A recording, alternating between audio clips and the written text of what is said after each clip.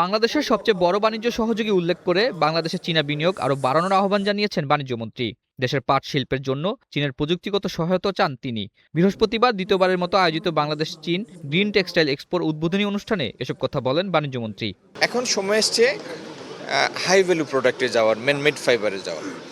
এই গ্র্যাজুয়েশনটা হচ্ছে না যে তা না, হচ্ছে, কিন্তু আমরা চাই সেটির উত্তরণ যেন আরও দ্রুত হোক, আর আরও বেশি উৎপাদনশীলতা অর্জন করুক বাংলাদেশের আরএমজি, যাতে প্রতিযোগিতায় সক্ষম হয়। এ সময় চীনের রাষ্ট্রদূত বলেন, নতুন সরকারের সঙ্গে দ্বিপাক্ষিক বাণিজ্য সম্প্রসারণে কাজ করছে চীন। গ্রিন টেক্সটাইল খাতে প্রযুক্তিগত দিক থেকে সব ধরনের সহযোগিতার আশ্বাস দেন তিনি। এই প্রদর্শনীর মাধ্যমে বাংলাদেশ ও চীনের টেক্সটাইল খাতের অগ্রগতির চিত্র তুলে ধরা হবে, যেখানে গ্রিন ফ্যাক্টরির মাধ্যমে কিভাবে বস্ত্র উৎপাদন আরও সহজ হয় সে বিষয়ে এখানে সবাই জানতে পারবে।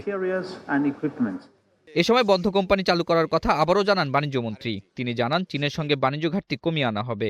আমি বন্ধ মিল কারখানা চালু করার জন্য বিভিন্ন দেশের সাথে আলাপ করছি, যাতে প্রত্যাশিত বিনিয়োগকারী আমরা পাই। চায়না একটা সেটার বড় উৎস হতে পারে, আজকে সেটি আমি উল্লেখ করলাম। শুধু চায়না না, আরও দেশ আছে এটার জন্য।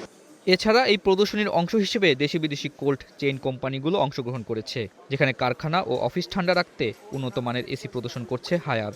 এসি সরঞ্জাম সহ সব ধরনের সেবা হায়ার থেকে পাওয়া যাবে বলে জানিয়েছে কোম্পানিটি। হায়ারই একটা ব্র্যান্ড বাংলাদেশের যে কিনা আছেন, যাদের ফুল এয়ার সলিউশন আছে। তো আমরা প্রিন্সিপাল আমাদের কান্ট্রি অফিস বাংলাদেশ। মেলা প্রতিদিন সকাল 10টা থেকে সন্ধ্যা 7টা পর্যন্ত। প্রদর্শনী সবার জন্য উন্মুক্ত থাকবে। 3 দিন ব্যাপী এই প্রদর্শনী আগামী 16 মে শেষ হবে। আতাউর নিয়ন, স্টার নিউজ, ঢাকা।